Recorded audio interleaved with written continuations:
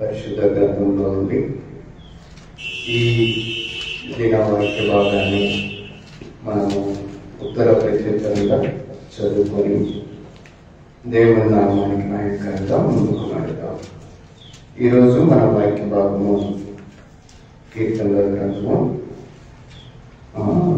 11వ కీర్తనల భాగం. కీర్తనల గ్రంథము 11వ కీర్తనల భాగం మొదటి నుండి 7వ వచనాన్ని మనందరం లేచి నిలబడి వాక్య భాగాన్ని ఉత్తర ప్రత్యుత్తరంగా ధ్యానం చేద్దాం. యెహోవా శరణుదొచ్చి ఉన్నాను, పక్షివలే నీ కొండకు పారిపోము అని మీరు నాతో చెప్పుటయ్యలా.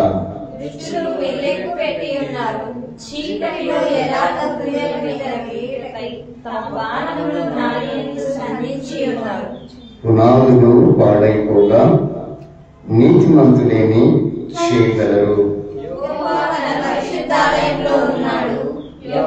సింహాసనము ఆకాశమందున్నది, ఆయన నరులను కన్నులారా చూస్తున్నాడు, తన దృష్టి చేత ఆయన వారిని పరిశీలిస్తున్నాడు.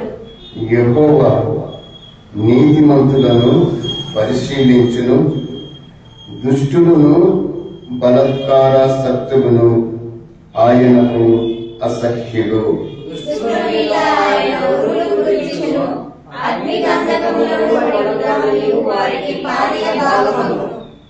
యెహోవా నీతిమంతుడు, ఆయన నీతిని ప్రేమించువాడు. యథార్థవంతుడు ఆయన ముఖదర్శనము చేయుదురు. అనుభవించుదాం. ఈ సమయంలో క్రిష్ సండే స్కూల్ ద్వారా కంఠస్థ వాక్యాన్ని మనతో పంచుకున్న తదుపరి ముందు భాగంలోకి వెళ్దాం.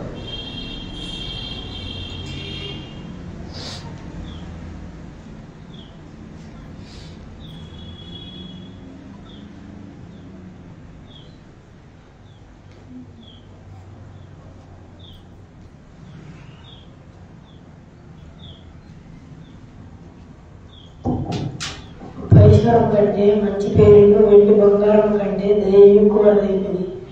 సామెతలు 22:1. చేయి చేయి కలుపుచు మోజేశ్వట్ట నడుచుచు, చేయి చేయి కలుపుచు మోజేశ్వట్ట నడుచుచు, ఆరిన నేలపైన నీటి గోడల మధ్య లోతైన ఎర్ర సముద్రాటిగా ఆరిన నేలపైన నీటి గోడల మధ్య లోతైన ఎర్ర సముద్రాటిగా చేయి చేయి కలుపుచు మోజేశ్వట్ట నడుచుచు, చేయి చేయి కలుపుచు మోజేశ్వట్ట నడుచుచు, చేతిలో గల పశువులు పక్షులు రక్షణగా తిరిగా, చేతిలో గల పశువులు పక్షులు రక్షణగా తిరిగా, చేయి చేయి కలుపుచు మోజేశ్వట్ట నడుచుచు, చేయి చేయి కలుపుచు మోజేశ్వట్ట నడుచుచు.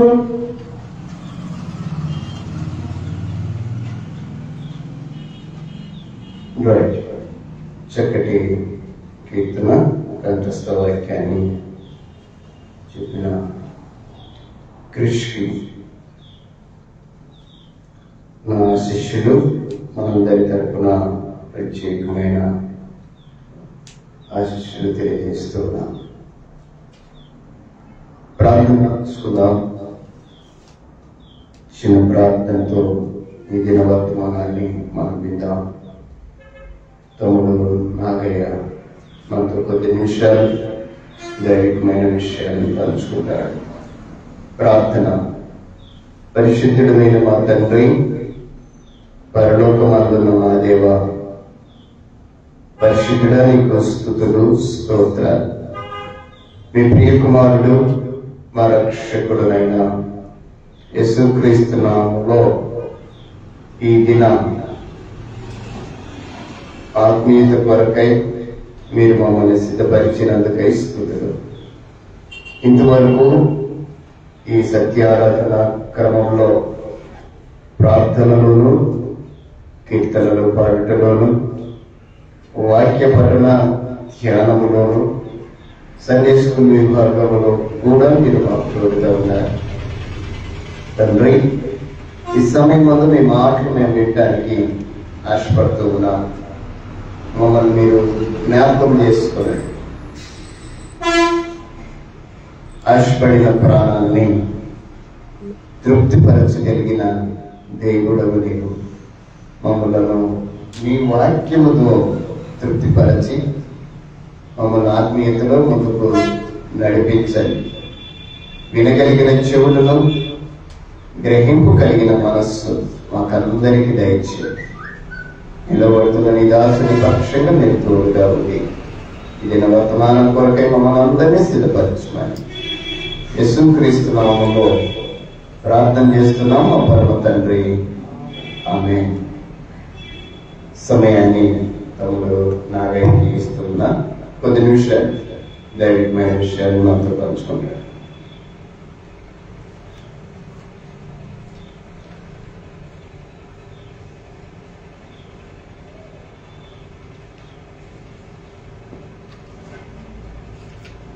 క్రీస్తునందు ప్రియమైన సంగమ సహోదర సహోదరులకు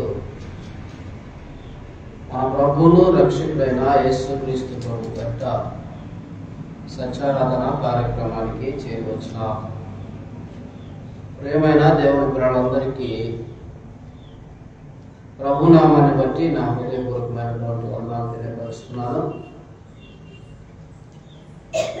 మీరందరూ ఆరోగ్యంగా సంతోషంగా ఉన్నారని దేవుని చిత్తాన్ని బట్టి తెలుస్తూ మీకు వందనముల ద్వారా ఈ సంతోషము తెలియపరిచాను.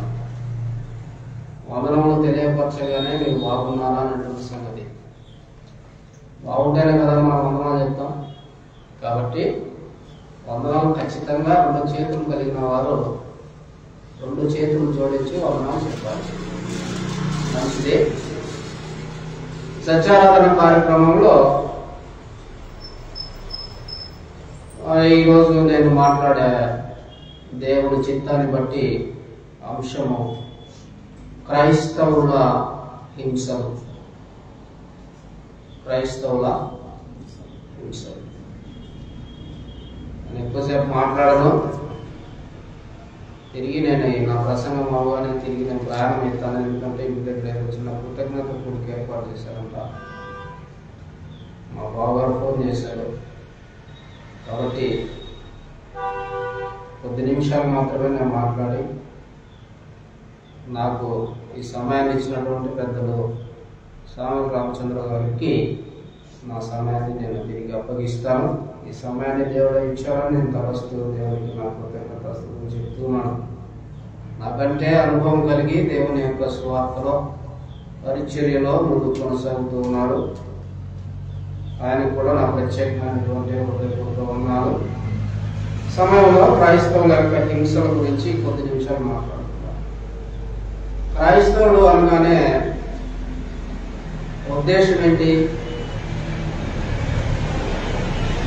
ఎవరైతే క్రీస్తుని ఎరుగుతారో వారే క్రైస్తవులు కదా. క్రీస్తుని ఎరగని వారిని ఎవరు క్రైస్తవులు అని అన్నారు. అపోస్తుల కార్యగ్రంథంలో 16వ అధ్యాయంలో మనం చూస్తాం ఆ విషయాన్ని. క్రైస్తవులు 1 సంవత్సరం అంతా వాళ్ళు కలిసిన తర్వాత శిష్యులు అంత్యోకలో ఏమయ్యారు? క్రైస్తవులు అనబడ్డారు. ఊరికనే వారు లేరు. కాబట్టి మనము క్రైస్తవులమని చెప్పగానే సంకల్పం గుర్తుకోకూడదు. క్రైస్తవుడు అంటే హింసలతో ప్రారంభమైన వాడు అని అర్థం. క్రైస్తవుడు అంటే హింసలతో వాని జీవితం ప్రారంభము, శ్రమలతో వాని జీవితం ప్రారంభము. వాని జీవితం ఏమీ పూలబాట కాదు. వాని జీవితం ఏమీ గ్రీన్ మ్యాట్ మీద నడిచేది కాదు. అందుకే క్రైస్తవుల యొక్క జీవితము సుఖ సంపదలతో తులతూగుతున్నటువంటి జీవితం అని ఎవరు కూడా అనుకుంటారు. క్రైస్తవుల యొక్క జీవితము సుఖ సంపదలతో తోడుతున్న జీవితం అని నీవు కానీ నేను కానీ మరెవరమైనా క్రీస్తు కలిగినటువంటి వారు అనుకోకూడదు. అట్లు ఆ జీవితం కాడేరదు. ఎందుకంటే క్రైస్తవునికి ఇహలోక దీవెనలు పరలోకపు దీవెనలు లభించవచ్చును, కానీ నిజ క్రైస్తవుని జీవితము అనేక శోధనలతోనూ హింసలతోనూ శ్రమలతోనూ నిందలతోనూ అవమానములతోనూ నిండి ఉన్నది అని క్రీస్తు ప్రభువే స్వయాన చెప్పాడు. ఎవరు చెప్పారు? క్రీస్తు ప్రభువే స్వయాన ఆయన బోధన విధానంలో చెప్పినటువంటి సంగతులు మనం చూస్తాం. అందుకే క్రీస్తు ప్రభు తన శిష్యుల విషయము ముందుగానే వారిని పిలవగానే వారు చేపలు పట్టు వారైనను ఏ వృత్తి కలిగినటువంటి వారైనను వారు పనులను విడిచిపెట్టి ఆయన పిలవగానే ఆయనను వెంబడించారు. ఏం చేశారు? క్రీస్తు ప్రభు పిలవగానే శిష్యులను 12 మందిని వారు వెంబడించినటువంటి విధానాన్ని మనం చూస్తాం. సమస్తమును విడిచిపెట్టి ఆయన వెంబడించారు. అయితే క్రీస్తు ఏం చెప్తున్నాడు అంటే, నన్ను వెంబడించు వారికి, ఎవరికి? క్రీస్తును వెంబడించు వారికి శ్రమలను గూర్చి హింసలను గూర్చి ముందుగానే తన గ్రంథమందు క్రీస్తు ప్రభు బోధన విధానం ద్వారా మాట్లాడినటువంటి సంగతులు మనం చూడవచ్చు. యోహాను రాసినటువంటి సువార్త 15వ అధ్యాయము 18-20 వచనాల్లో లోకమును గూర్చి సత్యస్వరూపి అయినటువంటి దేవుని గూర్చి అక్కడ యోహాను గారు చాలా చక్కగా పరిశుద్ధాత్మ పూర్ణుడై తన భక్తి యొక్క జీవన విధానంలో ఆయన చెప్పుచున్నటువంటి మాటలు మనం చూస్తే, యోహాను అనగా కృప చూపిన వాడు అని అర్థం. యోహాను అనగా ఎవరు కృప చూపిన వాడు? దేవుడు కృప చూపినటువంటి వ్యక్తి. కాబట్టి ఏమని చెప్తుందో ఒకసారి గ్రంథాన్ని మనము తెరిచి చదవగలిగితే మంచిదని నేను భావిస్తున్నాను. యోహాను సువార్త 15వ అధ్యాయము 18-20 వచనాలు.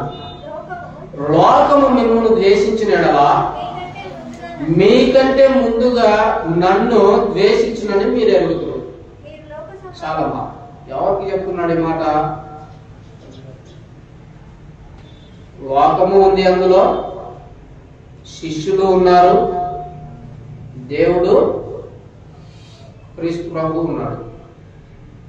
మనం చదివేటప్పుడు ఎవరికి ఎవరితో ఏమిటి ఇది లేకుండా మనము ఉపదేశము చేస్తే అది సరైనటువంటి విధానానికి వాక్యము సత్యముగా పంచిపెట్టడానికి అర్థము కాదు. అలానే వినేటువంటి మీకు కూడా అర్థము కాదు.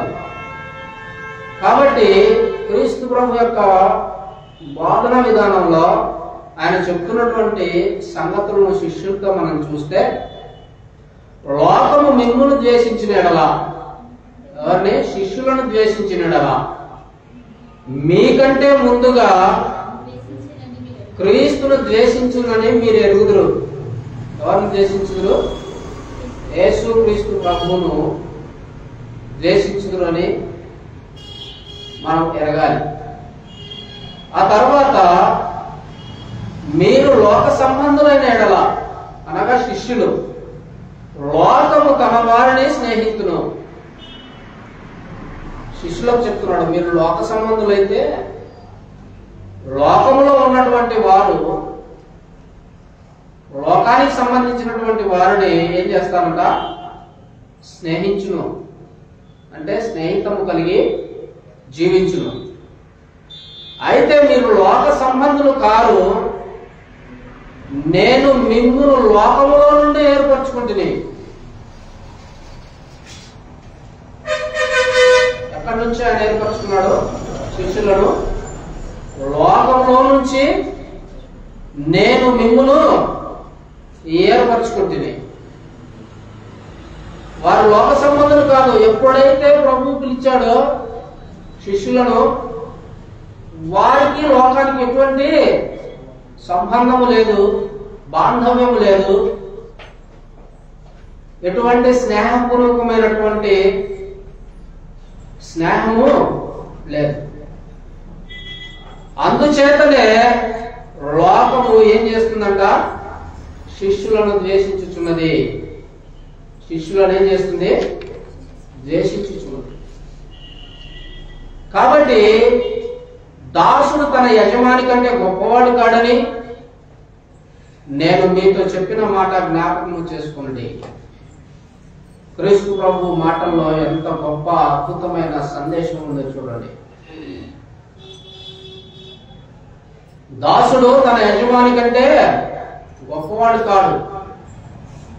దాసుడు అంటే ఎవరైతే ఒక యజమాని కింద పని చేస్తారో వాడు దాసుడు. యజమాని కంటే మిక్కిలిగా వాడు హెచ్చైనటువంటి వాడు కావాలనే ఆలోచన చేయరాదు. అది ఆ దాసునికి సరైనటువంటి విధానము కాదు అని ఆయన చెప్తూ ఉన్నాడు. కాబట్టి నేను మీతో చెప్పిన మాట ఏం చేయాలన్నాడు? జ్ఞాపకం ఉంచుకున్నది. మీరు నన్ను వెంబడిస్తున్నారు. నన్ను వెంబడించేటప్పుడు మీకు శ్రమలు ఉంటాయి.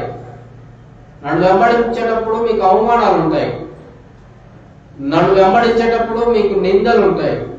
నన్ను వెంబడించేటప్పుడు మీకు అనేకమైనటువంటి శోధనలు ఉంటాయి.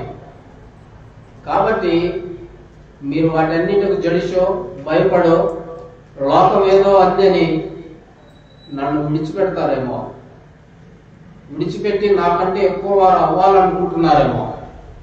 అలా అవ్వటానికి వీల్లేదు. కాబట్టి మీరు నన్ను వెంబడించేటువంటి వారు నా దాసులు. నా దాసులైనటువంటి వారు నా కాడి క్రింద మీరు దానిని నేర్చుకోండి. నేర్చుకోవాలి. నేర్చుకుంటే అనుభవము ఉంటుంది. కరెంట్ పని గురించి నాకు తెలియదు పెద్దగా, కొంత తెలుసు. పూర్తిగా తెలియాలంటే నేను ఎవరు వెంబడించాలి? ఎవరైతే ఆ అనుభవం కలిగినటువంటి వారు ఉంటారో అట్టి వారి దగ్గర నేను దాసుడిగా నేర్చుకుంటే కానీ ఆ పని నేను చేయడానికి నాకు పూర్ణ శక్తి, పూర్ణ జ్ఞానము రాదు. అలాగనే క్రీస్తుని వెంబడించేటువంటి శిష్యులకు కూడా ఆయన అదే చెప్తున్నాడు. ఆయన చెప్తూ, నేను చెప్పే మాటలన్నీ మీరు జ్ఞాపకం ఉంచుకోండి. లోకులు నన్ను హింసించిన ఎడల, లోకులు అంటే లోకము, లోకంలో ఉన్నటువంటి ప్రజలు, నన్ను హింసించిన ఎడల మిమ్మును కూడా హింసించరు. క్రీస్తు ప్రభువును హింసించిన ఎడల శిష్యులను కూడా హింసించరు. నా మాట గైకొనని ఎడల మీ మాట కూడా గైకొనరు అన్నాడు యేసుక్రీస్తు. ఎంత అద్భుతమైనటువంటి సందేశం ఉందో చూడండి. దీంట్లో నా మాట వింటే ప్రజలు మీ మాట కూడా వింటారు. అంటే క్రీస్తు ప్రభు యొక్క మాటలు విన్నవారు, క్రీస్తు ప్రభువును వెంబడించినటువంటి శిష్యులు, క్రీస్తు ప్రభు అడుగుజాడల్లో నడిచినటువంటి ఆయన దాసులు, వాళ్ళ మాటలు కూడా వింటారు. నన్ను హింసిస్తే మిమ్మల్ని హింసిస్తారు, నన్ను ద్వేషిస్తే మిమ్మల్ని కూడా ద్వేషిస్తారు. నా మాట వింటే మీ మాట కూడా. క్రైస్తవుడు యొక్క విధానాన్ని ఇక్కడ చాలా స్పష్టంగా చెప్తున్నాడు. క్రైస్తవుడు అనగానే ఏదో చుట్టూ పుట్టు వేసుకొని చక్కగా బైబిల్ పెట్టుకొని వాక్యాన్ని ప్రకటిస్తున్నప్పుడు కింద ఉన్నటువంటి ప్రజలు చూసి ఎంత ఆశీర్వాదించబడ్డాడు అని అనుకుంటారేమో. అది తప్పుడు ఉద్దేశం. వాడు నిత్యము నిందలు, శ్రమలు, అవమానాలు, కుటుంబపరమైనటువంటి సమస్యలతో దేవుని పని చేస్తుంటాడు. ఇంత దర్జాగా నేను ఈ స్థలంలో నిలబడి దేవుని యొక్క వాక్యాన్ని ప్రకటిస్తూ ఉన్నాను.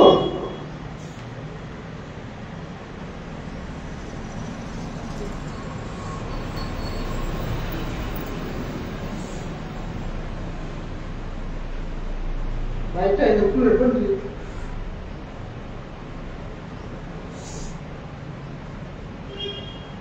సమస్యలు మామూలు కాదు.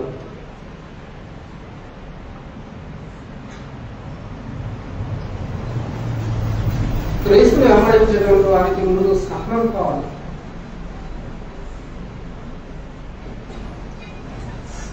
ఆ సహనం లేకపోతే క్రీస్తుని వెంబడించడానికి వాడు అర్హుడు కాదు. ఇది వాస్తవం.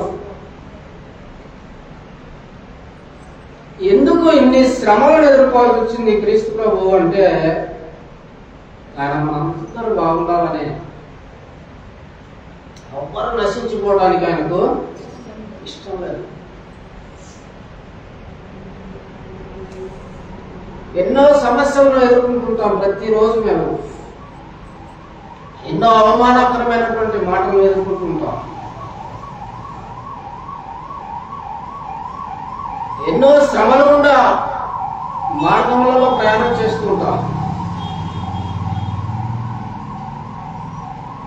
క్రైస్తవుని యొక్క ప్రయాణం అంతా సులువైనది, తేలికైనది కాదండి. వాళ్ళకేం లేదు, చాలా బాగున్నారు అని అనుకుంటున్నారు. క్రైస్తవుడు పడేటువంటి బాధలు, దేవుని పని చేసేటువంటి వాడు పడేటువంటి హింసలు అవి మామూలు కాదు. అందుకని చెప్పాడు, నేను మిమ్మల్ని పిలిచానని మీరు నా వెంబడి వచ్చారు. నా వెంబడి వచ్చింది మంచిదే, నన్ను వెంబడించేది మంచిదే, నా మాట వినేది మంచిదే, కానీ నేను చెప్పేటి అన్ని జ్ఞాపకంలో ఉంచుకుంటూ ఉన్నాడు. అందుకే ఆయన అంటాడు, క్రీస్తు సువార్తల చాటుట్లో అపోస్తలుడైనటువంటి పౌలు అందరికంటే ఎక్కువ శ్రమను అనుభవించాడు. ఏమనుభవించాడు? అందరికంటే, అపోస్తలులు అందరికంటే ఎక్కువ శ్రమను అనుభవించినటువంటి వ్యక్తి ఎవరంటే క్రీస్తు యొక్క సువార్తను ప్రకటించడంలో పౌలు గారు. 2 కొరింథీయులకు రాసినటువంటి పత్రిక 11వ అధ్యాయము 23 నుంచి 28 వరకు మనము చదవగలిగితే పౌలు యొక్క శ్రమలు, కష్టములు మనకు అర్థమవుతాయి. పౌలు అనగా చిన్నవాడు, తక్కువ వాడని అర్థము. తను తాను తగ్గించుకున్నాడు. అపోస్తలుల కంటే నేను చాలా తక్కువ వాడను అన్నాడు ఆయన. చూడండి ఒకసారి 2 కొరింథీయులకు రాసినటువంటి పత్రిక 11వ అధ్యాయము 23 నుంచి 28 వరకు. వారు క్రీస్తు పరిచారకులా ఎర్రివాని వలె మాట్లాడుచున్నాను. నేను మరి ఎక్కువగా క్రీస్తు పరిచారకును,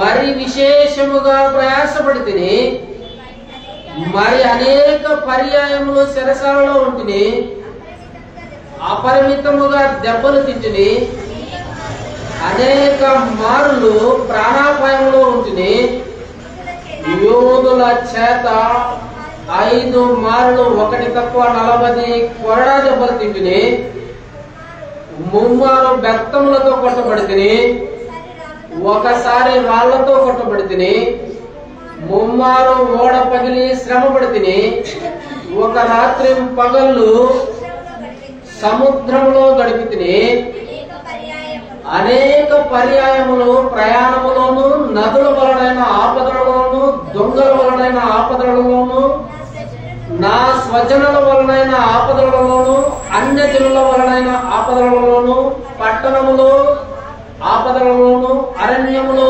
ఆపదలలోను, సముద్రంలో ఆపదలలోను, కపట సహోదరుల వలన ఆపదలలో ఉంచిది. ప్రయాసముతోనూ కష్టములతోనూ తరచుగా ఏం చేస్తున్నాడంట? నిద్రాహారాలు మాని ఆకలి దప్పులతోనూ తరచుగా ఉపవాసముతోనూ చలితోనూ దిగంబరత్వంతోనూ ఉంటుంది. ఇంకను చెప్పవలసినవి అనేకములు ఉన్నవి. ఇవియోగాక సంఘములన్నిటిని గూర్చి ఏముందంట? ఆయనకు చింత ఉంది. ఈ భారము దినదినము నాకు కలుగుచున్నది అన్నాడు ఆయన.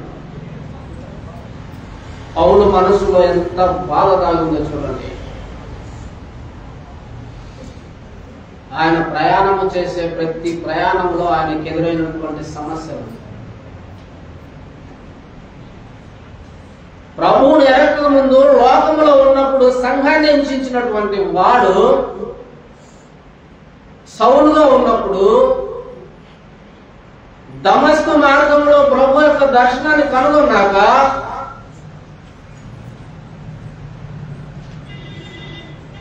తన కన్నులకు అంధత్వం కలిగిన తరువాత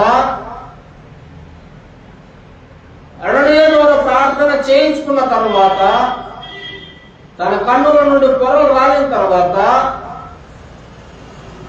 ఇంకా తిరిగి మరణ లోకం వైపు చూడలేదు ఆయన. చూసాడా? బ్రతికితే క్రీస్తే ఎన్ని శ్రమను ఎదుర్కొంటూ సువార్తికుని యొక్క పని ఇలా ఉంటుంది.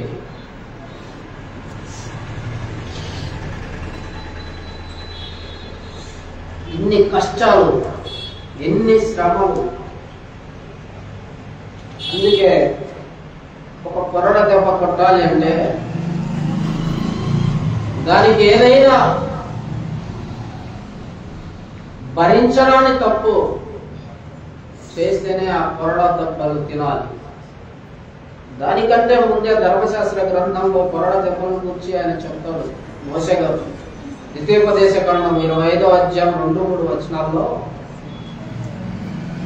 40 దెబ్బల కంటే ఎవరికి ఎక్కువ శిక్షను విధించరాదని ఉంది అక్కడ. 40 దెబ్బల కంటే తప్పు చేసిన వాడికి, నింద మోపబడినటువంటి వారికి 40 దెబ్బల కంటే ఎక్కువగా పట్టకూడదన్న. అట్టాది పౌలు గారు 196 కొరడ దెబ్బలు తిన్నాడు. ఎన్ని కొరడ దెబ్బలు? 196 కొరడ దెబ్బలు. 4 తక్కువ 200 కొరడ దెబ్బలు. 5 సార్లు యూదుల చేత కొట్టబడితే 1 తక్కువ 40.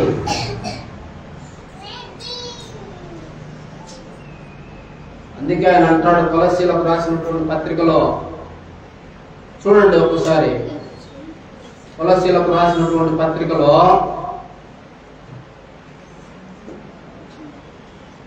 1వ అధ్యాయం 24వ వచనంలో చూడండి ఒకసారి. క్రీస్తును పౌలును పోల్చి మనం చూస్తే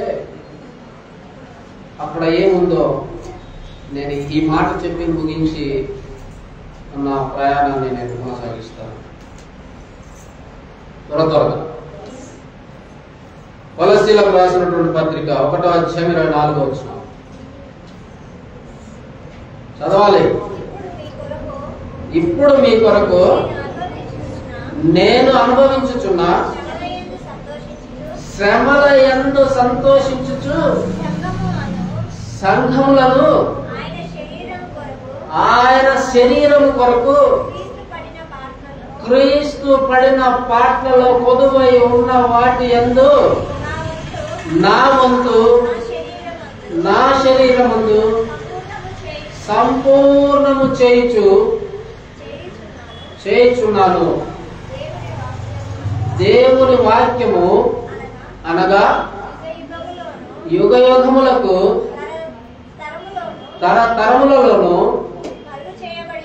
కలగ చేయబడి ఉన్న మర్మమును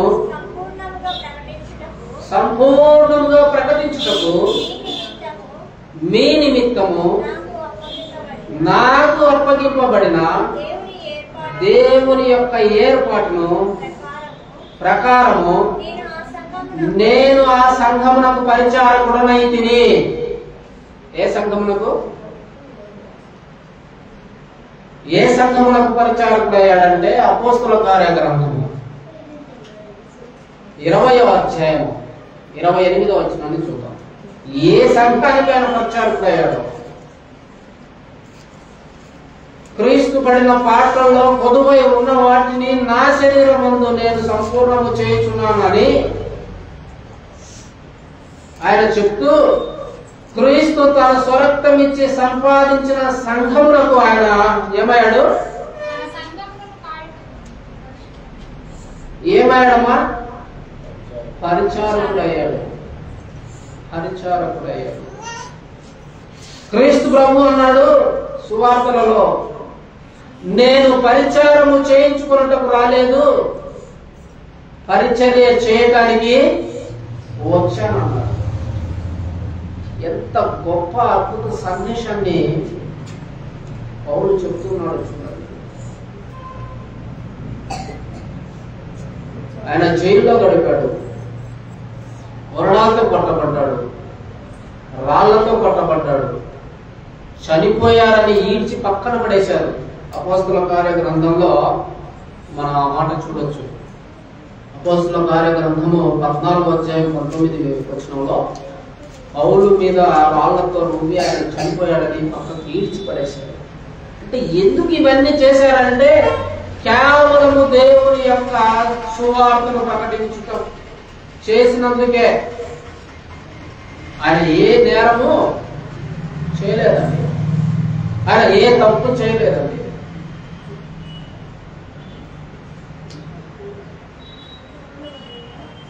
అంత చిన్నదానికే కఠినమైనటువంటి హింసలు, కఠినమైనటువంటి శ్రమలు, కఠినమైనటువంటి నిందలు, కఠినంగా శిక్షించేటువంటి ఆజ్ఞలు, లోకంలో అధికారం ఉందని ఎలాగంటే అలాగ చేస్తారు అధికారులు. అందుకే క్రీస్తు ప్రభు కూడా యోహాను సువార్త 19వ అధ్యాయం 1వ వచనంలో మన కొరకు కొరడా దెబ్బలు తినని చెప్తా. పిలాతు బంధించి క్రీస్తు ప్రభువును కొరడాలతో కొట్టించినని చెప్తా. ఇవన్నీ రాసుకుంటున్నారని నేను అనుకుంటున్నాను. క్రీస్తు ప్రభువును బంధించి పిలాతు కొరడాలతో కొట్టించినది అంటే కొదువై ఉన్నాయి. క్రీస్తు ఏదైతే శ్రమ పడలేదో ఆ శ్రమ పడకుండా విడిచిపెట్టాడే వాటిని పౌలు గారు చెప్తారు, నా శరీరం సంపూర్ణము చేయుచున్నాను.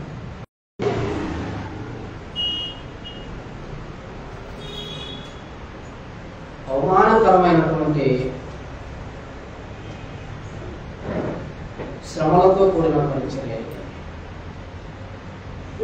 అయినా క్రీస్తు ప్రభు ఒక మాట చెప్తాడు, నిన్ను ఒక చెంప మీద కొడితే మరొక చెంప చూపించు. అయితే క్రైస్తవునికి తగినటువంటి విధానం. రోజుల్లో అలాంటి బోధ, అలాంటి పరిచర్య, అలాంటి విధానము, అలా వెంబడించిన వాడు నిజమైన. అందుకే పౌలు సుమారుగా ఆయన మనసులో ఉన్న బాధను, సాక్ష్యాన్ని, ఆయనకు అడ్డుగా ఉన్నటువంటి వారు కక్షతో మిష చేతను సువార్త ప్రకటిస్తున్నప్పుడు ఆయన అన్నాడు, కక్ష చేతనైనను మిష చేతనైనను సువార్త ప్రకటింపబడుతున్నందుకు నేను సంతోషిస్తున్నాను. వారు నాకు విరోధంగా లేచారు, మంచిదే, కానీ క్రీస్తు సువార్త ప్రకటింపబడుతుంది, ఏ విధము చేతనైనా దానికి నేను సంతోషిస్తున్నాను అన్నాడు ఆయన. అట్టివారు నన్ను నిందించేది, అట్టివారు నా మీద నకమును మోపేది అని చెబుతూ ఆయన బాధను వెళ్ళగక్కి ఆయన సాక్ష్యాన్ని ఆ 11వ అధ్యాయంలో చాలా చక్కగా పరిశుద్ధాత్మ ద్వారా మాట్లాడారు. ఎంత కష్టం ఉంటే, ఎంత అవమానం ఉంటే, ఎన్ని శ్రమలు ఉంటే దీనిని పరిశుద్ధాత్మ రాయిస్తారు. అందుకే క్రైస్తవునితో త్రోవ పూలబాట కాదు. క్రైస్తవుని త్రోవ మార్గము కత్తి మీద సాము లాంటి. యుద్ధము తెలిసిన వాడే కత్తిని తీస్తాడు, గుర్రం మీద సవారీ చేస్తాడు. వాక్యము తెలిసిన వాడే దేవునికి కట్టుబడి ఉంటాడు. వాక్యమును ఎరిగిన వాడే మౌనంగా ఉంటాడు. అందుకే పౌలు వీటిని గురించి వాదము ఏం పెట్టుకోవద్దని దశలకు రాసినటువంటి మొదటి పత్రికలు చెప్తాడు ఆయన. ఈ వాదముల వల్ల ప్రయోజనం ఏమి లేదు, ఇదంతా నిరర్థకం అన్నాడు ఆయన. నిజమైనటువంటి భక్తి మనం కనపరచాలి, నిజమైనటువంటి సువార్తను ప్రకటించాలి, నిజమైనటువంటి పరిచయాలను ముందుకు తీసుకుపోవాలి, ఆయన ప్రేమను పంచాలి, ఆయన ప్రేమ ఎత్తిదో మనము చూపించాలి. అప్పుడే ప్రజలు మనములను చూసి వెంబడిస్తారు.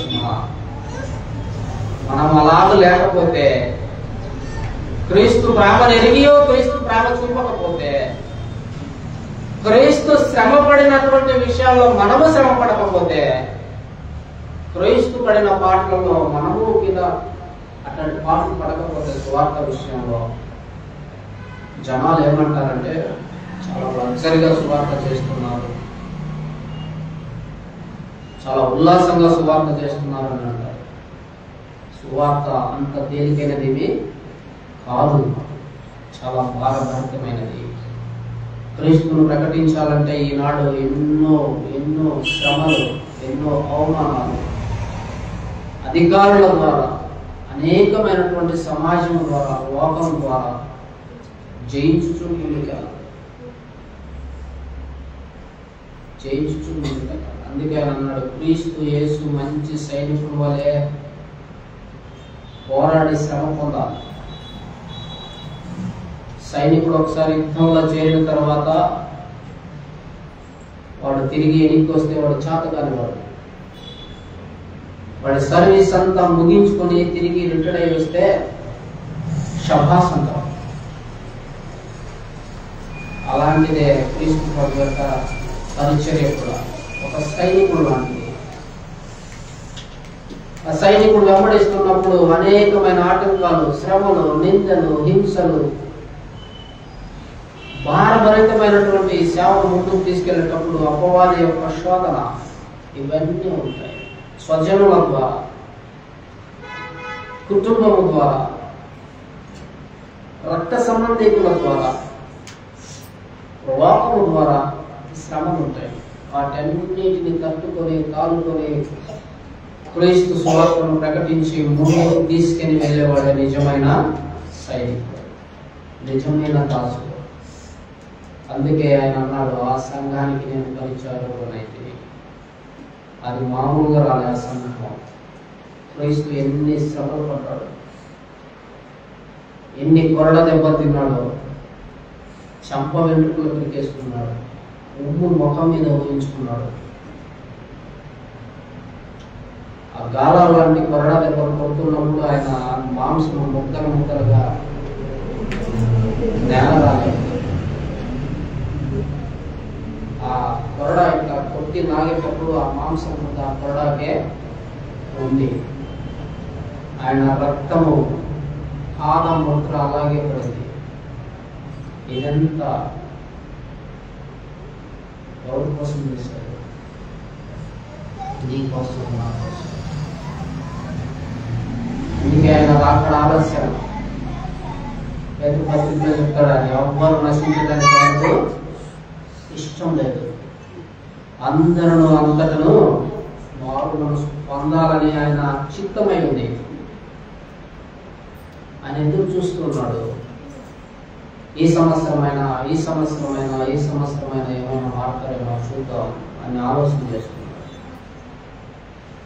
ఒకవేళ మారకపోతే చెట్టు మొదట గొడ్డలి మారినవా సరే, నరకబడి అగ్నిలో కాల్చివేయడం. కాబట్టి దేవుని పరిచర్య చేసే మనం మాదిరిగా ఉండాలి, మాదిరికరంగా కనపడాలి. ఇతరులను సువార్తలోనికి తీసుకొచ్చేటువంటి వారిగా, పరిచర్యలోనికి తీసుకొచ్చేటువంటి వారిగా, సంఘంలోనికి నడిపించేటువంటి వారిగా మనం కావచ్చు. ఇంకా చాలా ఉంది సబ్జెక్ట్ క్రైస్తవుల యొక్క హింసల గురించి. నాకు అవకాశం వచ్చినప్పుడు నేను మాట్లాడడానికి దేవుని చిత్తాన్ని బట్టి ముందుకు కొనసాగుతాను. తిరిగి నా సమయాన్ని అనుభవానికి అప్పగిస్తున్నాను. ఇంతవరకైనా మీ అందరికీ నా హృదయపూర్వకమైన